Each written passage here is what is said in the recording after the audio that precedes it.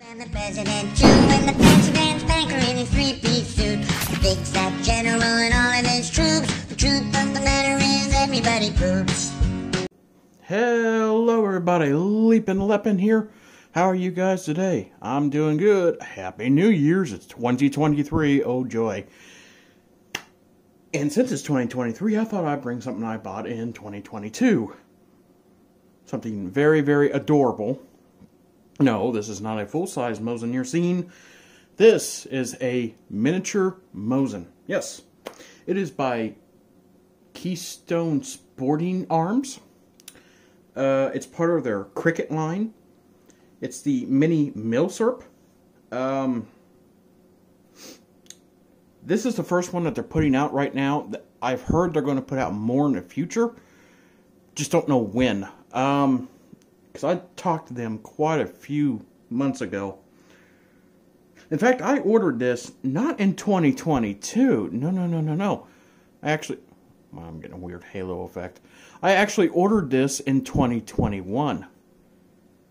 It came 6 months later. Yeah. These were slightly back ordered, just a little bit. But I've had it here. I have not shot this. I don't know if I'm going to shoot this because this is almost kind of a collector's item. Or at least it will be, because there's not too many of these out there that I know of. Now, if you bought these early, you could have got a box with a sling and, well, here's one pictured here. So, yeah, you could have got all that with this. But since I didn't order it early, I got this much later. I got the rifle only. There's no sling. I can order a sling from them, and I might.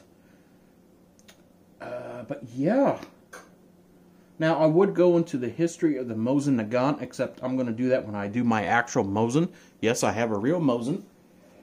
And, but I do want to share a little bit on another miniature Mosin, not unlike this one. So Tsar Nicholas II of Russia, he had a son. If you know your Russian history, he had a son named oh dear. Here's his name in Google Translate. Alexei Nikolaevich. Alexei. Let's just call him Alex for short. Be much easier. Anyway, Alex Romanov. He was a he was the son of Emperor Nicholas II and Empress Alexandra Fedorovna. He was born with hemophilia, which is a genetic disorder that impairs the body's ability to make blood clots. And so he would bruise very easily.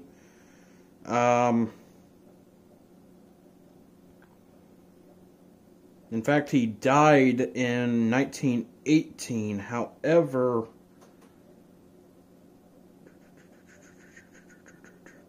that was after the February Revolution of 1917. Anyway, he was very frail. Apparently here he wanted to be in the army.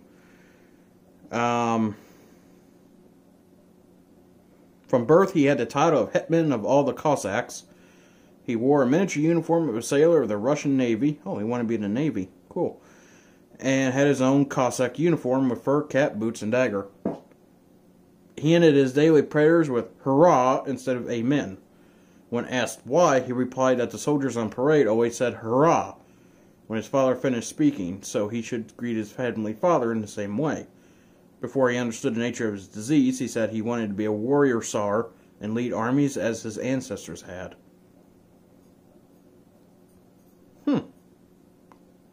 Alexei resented that he was forbidden from doing what other boys could do because of his hemophilia. When his mother forbade him to ride a bike and play tennis, he asked angrily, "Why can't other boys have everything and I nothing?"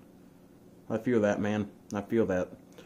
All 4 of his sisters were accomplished horsewomen, but he was forbidden from horse riding. Alexei had few friends his age and was often lonely. I feel that too. Alexandra did not allow Alexei to play with his Romanov cousins because she was worried that they would knock him down when playing and he might bleed. So basically, with the hemophilia, he could die from bleeding, basically. As unlike you and I, unless you're watching this and you have hemophilia, I'm very sorry. There was a famous person that had it. Anyway, we clot. So if we get a scratch or something like that, it'll clot, we're fine. If he would have got like a heavy scratch, a major injury or something like that, he would have just keeled over eventually. Alexei's companions was a sailor nanny, Derivenko, sailor nanny Derivenko's 2 sons. Derivenko watched him as they played, and he chastised his children if they played too roughly with Alexei. That's sad, but necessary. Alexei was close with his sisters. Gillard wrote that they brought into his life an element of youthful merriment that otherwise would have been sorely missed. Despite the hemophilia, Alexei was adventurous and restlessness. Well, he was 7 years old. He stole a bicycle and rode around the palace. Shocked, Nicholas, his father, ordered every guard to pursue and capture Alexei. At a children's party, Alexei began jumping from table to table. When Derivenko tried to stop him, Alexei shouted, "All grown-ups have to go." Recognizing Alexei's engenic nature, Nicholas ordered that Alexei be allowed to do everything that other children of his age were wont to do, and not to restrain him unless it was absolutely necessary. So they tried saying, "Hey, you can't do this because of your condition. You can't do this because of your condition. You can't do that because of your condition." He just deliberately disobeyed them, and I understand where he's coming from. I myself had a kidney transplant. I have X-linked myotubular myopathy, which is a muscle disease. It's incurable at this moment. But anyway, off me. He wanted to be normal, and I feel that. With my transplant, my X-linked myotubular myopathy plus my bilateral patella alta, I feel him. I do. Yeah, I wanted to be treated as normal as possible, but sometimes that just wasn't the case.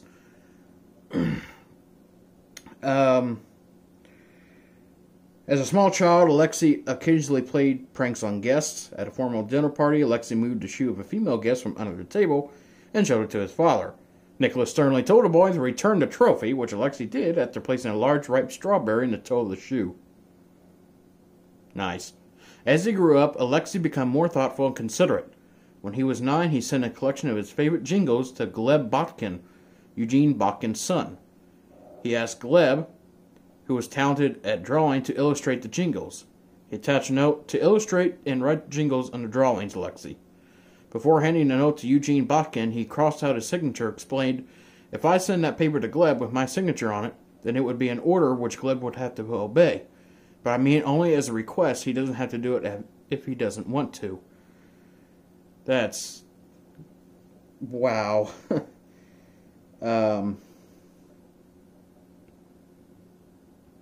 Wow. Cute kid. And usually those with medical conditions, disabilities, stuff like that, they usually are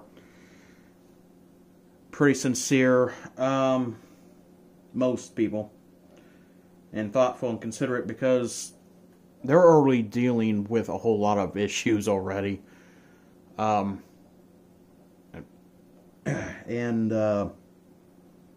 anyway, Alexei enjoyed playing the balalakia. Alexei's favorite pet was a spaniel named Joy. Nicholas gave Alexei an old performing donkey named Vanka. Okay. Alexei gave sugar cubes to Vanka, and Vanka pulled Alexei around the park in the sled during the winter. Well, this is so wholesome before they were all pretty much murdered. According to Gillard, Alexei was a simple, affectionate child, but the court spoiled him by the servile flattery of the servants and silly adulations of the people around him. Once the deputation of the peasants came to bring presents to Alexei, the Revenko required that they kneel before Alexei. Ew! Gillard remarked that the Sarfovich was embarrassed and blushed violently. When asked if he liked seeing people on their knees before him, he said, "Oh no, but Derevenko says it must be so." When Gillard encouraged Alexei to stop Derevenko insisting on it, he said that he dare not. While Gillard took up matter with Derevenko, he says that Alexei was delighted to be freed from this irksome formality. Due to his disease, Alexei understood that he may not live to adulthood. When he was 10, his older sister Olga found him lying on his back looking at the clouds and asked him what he was doing. "I like to think and wonder," Alexei replied. Olga asked him what he liked to think about.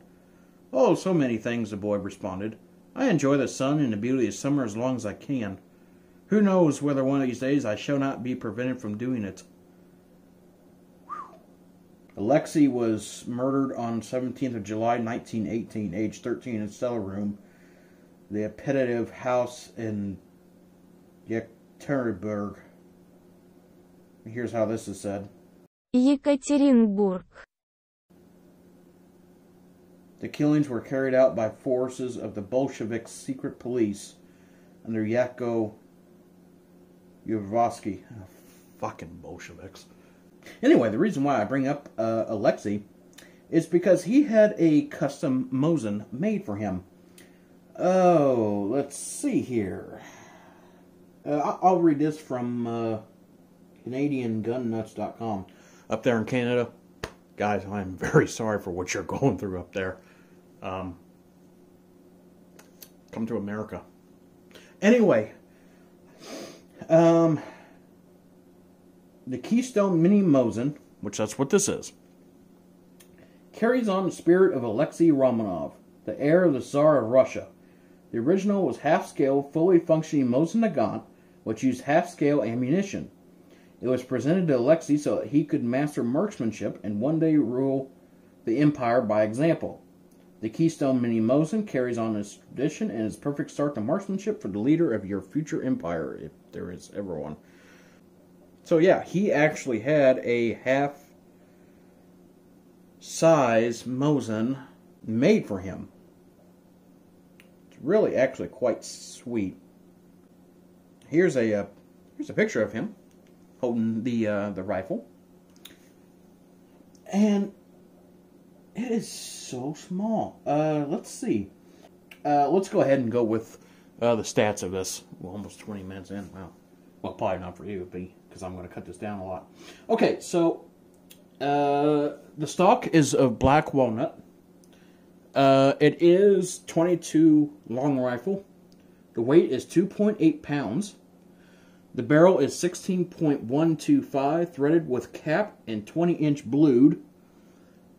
LLP is length of pull is 11.5 inches.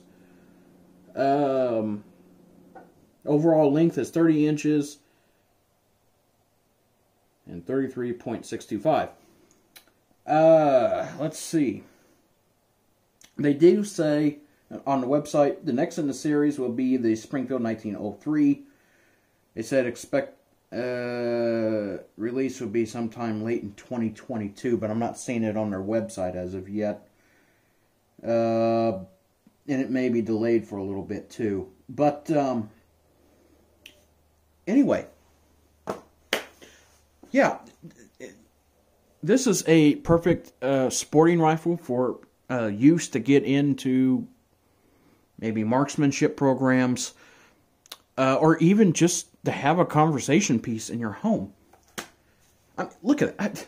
All right, do you see that? It's nothing. It weighs nothing.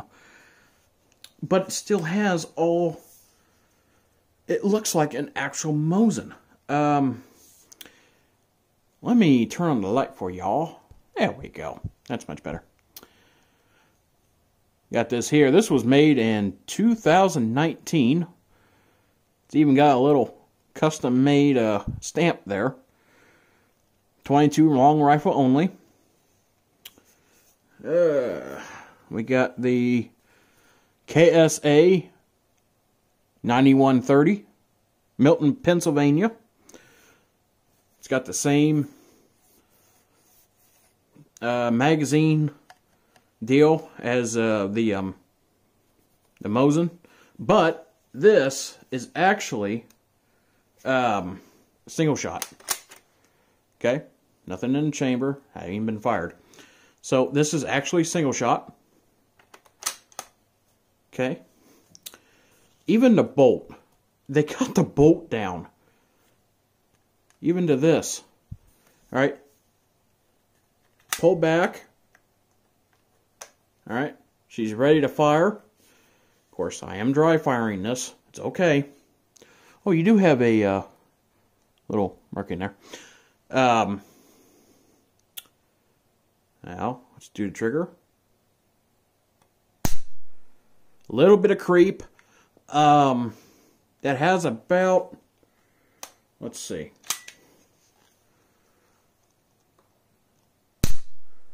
maybe a 5-pound pull, maybe 6-pound, which is not bad for a youth rifle. Here's the front sight. As you can tell, it's exactly like a Mosin. There you go, well, almost. Front post with a hooded sight. And the rear sight is a typical Weaver sight, I guess you can call it. And the sight picture on it is actually quite good. Not sure how I'm going to do this. You know what? Just a minute. Okay, here's a kind of a sight picture. Come on, focus. It's focusing on the front sight, not the rear. If I move it up. No, ain't gonna work. Sight might be too small. There you go. Well, you kind of get it there. Anyway. This just happened. Wow, that didn't really hold on too well. Wow, that actually snapped that in half. That, yeah. Okay, well, Alright, well, I guess we're doing this by the hand. Actually, the nut stayed on. Good nut. Let's move that to the side, I guess, huh? Well, let's look at more features on this. It does have the rings.